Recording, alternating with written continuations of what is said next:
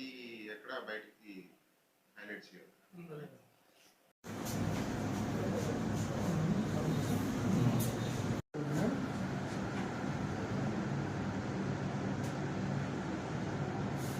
Demand బట్టి దీని రేట్లు పెరుగుతూ ఉంటాయి, తగ్గుతూ ఉంటాయి. డిమాండ్ అండ్ సప్లై మీద ఈ రేట్ ఎంత మనం చెప్తే ఏమో దీనికంటే పోతే మళ్ళీ ఆ తర్వాత మార్కాపురం కూడా లేదు. మార్కాపురం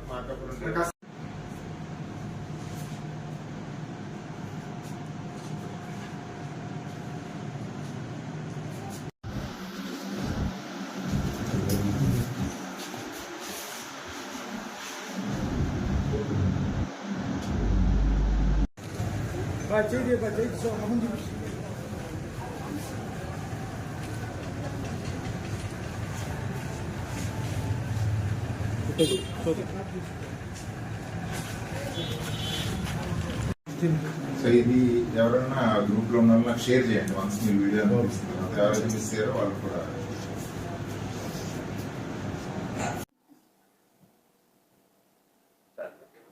ఓకేనా? అందరికీ నమస్కారం. నేను N Ramachandrarao, district forest officer, Palnadu.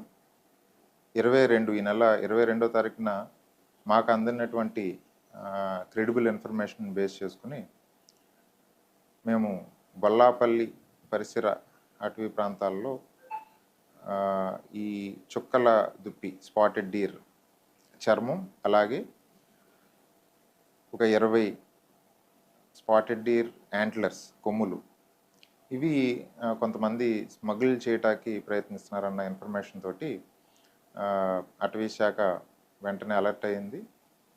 Bollapalli గ్రామం వినుకొండ రేంజ్ పరిధిలో వస్తుంది. So Vinukonda forest range officer అలాగే వారి సిబ్బంది స్పెషల్ టీమ్ ఫామ్ చేసి పూర్తిగా అక్కడ గస్తీ పెట్టడం జరిగింది. సో 22nd నైట్ మాకు కొంత ఇన్ఫర్మేషన్ వచ్చింది. కొంతమందిని సస్పెక్ట్స్ని ఐడెంటిఫై చేయడం జరిగింది. అలాగే 23rd కూడా థరోగా ఫీల్డ్లో ఎంక్వైరీ చేయడం జరిగింది. ఫైనల్గా 24th నిన్న మాకు 4 అక్యూజ్డ్ మేము కస్టడీలోకి తీసుకుంటం జరిగింది. ఇంకొక 2 అబ్స్కాండింగ్లో ఉన్నారు, దే ఆర్ అట్ లార్జ్, పరారీలో ఉన్నారు. సో మొత్తం 6 అక్యూజ్ని ఈ చుక్కల దుప్పి చర్మం అలాగే ఒక 20 కొమ్ములు ఇల్లీగల్ ట్రేడ్లో వాళ్ళు ఇన్వాల్వ్ అయి ఉన్నారు, హంటింగ్లో ఇన్వాల్వ్ అయి ఉన్నారు. సో ఇది వైల్డ్ లైఫ్ ప్రొటెక్షన్ యాక్ట్ 1972 కింద నేరం. సో దీనిలో భాగంగా 6 అక్యూజ్లో 4 అక్యూజ్ని మనం అరెస్ట్ చేయడం జరిగింది. ఇవాళ వాళ్ళని నర్సరావుపేట కోర్టులో హాజరుపరచడం జరుగుతుంది. సో ఇందులో చూస్తే ఈ చుక్కల దుప్పి చర్మం దీన్ని యూజువల్గా ఈ ప్రార్థనలు, పూజా కార్యక్రమాల్లో కొంతమంది యూజ్ చేస్తూ ఉంటారు, షో పీసులుగా యూజ్ చేస్తూ ఉంటారు. అలాగే ఈ స్పాటెడ్ డీర్ యాంట్లర్స్ కొమ్ముల్ని షో పీసులుగా, అలాగే కొన్ని మ్యూజికల్ ఇన్స్ట్రుమెంట్స్, ఫ్లూట్స్ తయారీ దాంట్లో యూజ్ చేస్తూ ఉంటారు. బట్ ఇవన్నీ కూడా అటవీ చట్ట కింద, అలాగే వైల్డ్ లైఫ్ ప్రొటెక్షన్ యాక్ట్ 1972 కింద చట్ట వ్యతిరేకం. సో ఇలాగ ఎవరన్నా చేసినా, వాళ్ళని యూజ్ చేసినా అందరూ కూడా శిక్షార్హులు.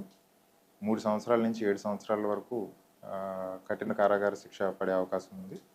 సో ముఖ్యంగా నేను ప్రజలకి ఒక అవగాహన ఈ ప్రెస్ మీట్ ద్వారా ఇవ్వాలనుకుంటున్నా. ఈ జింక చర్మాలు కానీ లేకపోతే కొమ్ములు కానీ ఇది కలిగి ఉండటం చాలా నేరం. జింకలకు సంబంధించిన మీట్ని కన్జ్యూమ్ చేయటం కూడా నేరం. సో కేవలం ఎవరైతే ఇది హంట్ చేస్తారో వాళ్ళకే శిక్ష పడుతుంది, ఇది పొందిన వారికి ఉండదని కొంతమంది భ్రమపడుతూ ఉంటారు.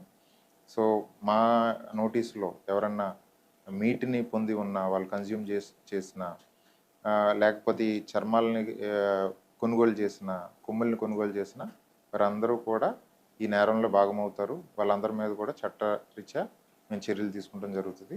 అటవీ శాఖ పల్నాడు జిల్లాలో వైల్డ్ లైఫ్ ఎవరైతే అఫెన్స్లో ఇన్వాల్వ్ అవుతారో వాళ్ళ మీద ఉత్పాదం మోపడం జరుగుతుంది. ముఖ్యంగా తండాల్లో, ఫారెస్ట్ ఫ్రింజ్ విలేజెస్లో విస్తృతంగా అవగాహన కార్యక్రమాలు చేపడుతున్నాము. ఎవరు కూడా ఇలాంటి వైల్డ్ లైఫ్ అఫెన్స్లో ఇన్వాల్వ్ అవ్వద్దని వాళ్ళకి పదే పదే చెప్తున్నాము.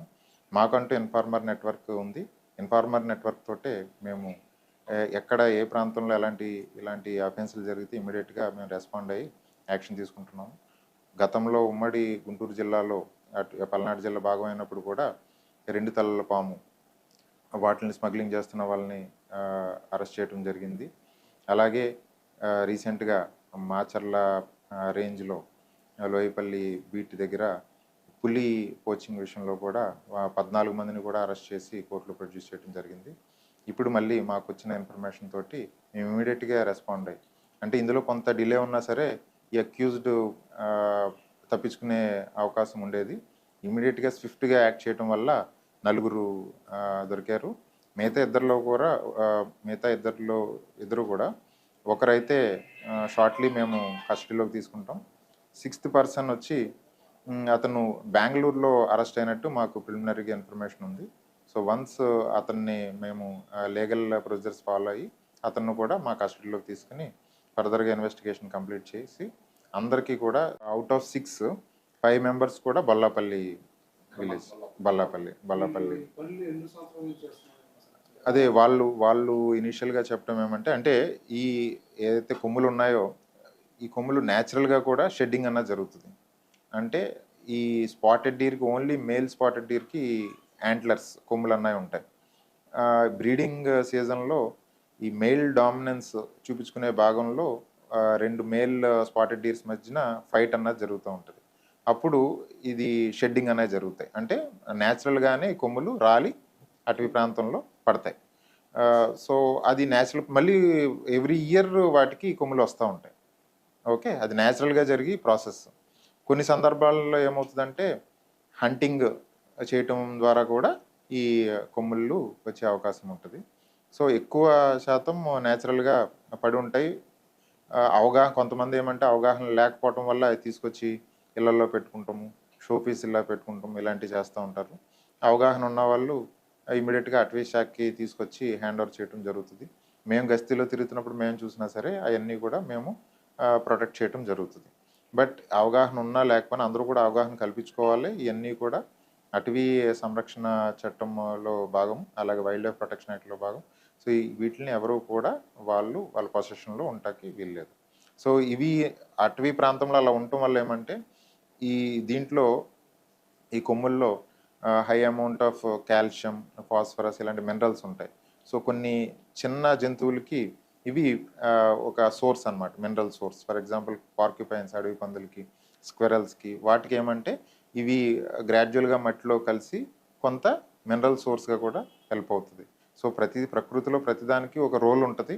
ఇది అవి షెడ్ చేసినంత మాత్రాన వీటికి ఉపయోగం ఉండదు అన్నది లేదు. ఖచ్చితంగా వీటికి మిగతా అటవీ జంతువులకి అందరికి కూడా అన్నిటికి కూడా వీటి వల్ల ఉపయోగం ఉంటుంది. సో ఎవరు కూడా వీటిని కలెక్ట్ చేసి ఇల్లీగల్ ట్రేడ్లో ఇన్వాల్వ్ అవ్వకూడదని మా వైపు నుంచి గట్టిగా హెచ్చరిస్తాం. ఈ వైల్డ్ లైఫ్ అఫెన్స్ కేసుని సక్సెస్ఫుల్గా హ్యాండిల్ చేసి అక్యూజ్ని పట్టుకున్నటువంటి వినుకొండ రేంజ్ సిబ్బందిని పల్నాడు అటవీ శాఖ అభినందిస్తుంది. ముఖ్యంగా forest range officer Vinukonda Syed Hussain, అలాగే deputy range officer Ballapalli Surendra, అలాగే forest beat officer Ballapalli Ramakrishna, అలాగే ఒక స్పెషల్ టీమ్ను కన్స్టిట్యూట్ చేసాం. అందులో భాగమైనటువంటి section officer Ramana, beat officer Ganesh, వీరందరినీ కూడా పల్నాడు అటవీ శాఖ అభినందిస్తుంది. ఇలాగే మున్ముందు కూడా అటవీ శాఖ పరిధిలో పల్నాడు అటవీ ప్రాంతాల్లో ఎక్కడా కూడా వైల్డ్ లైఫ్ అఫెన్సెస్ జరగకూడదు. ఒకవేళ జరిగిన ఇమీడియట్గా యాక్షన్ తీసుకుంటే that will act as a deterrent. మిగతా వాళ్ళు ఎవరు కూడా ఇలాంటి అఫెన్స్లో ఇన్వాల్వ్ అవ్వకుండా ఉంటారు. సో ఖచ్చితంగా ఇది ఒక ఛాలెంజ్ కింద తీసుకుని ఎక్కడా కూడా వైల్డ్ లైఫ్ అఫెన్సెస్ జరగకుండా ఒకవేళ జరిగిన ఇమీడియట్గా యాక్షన్ తీసుకునేలాగా అన్ని చర్యలు తీసుకుంటారు.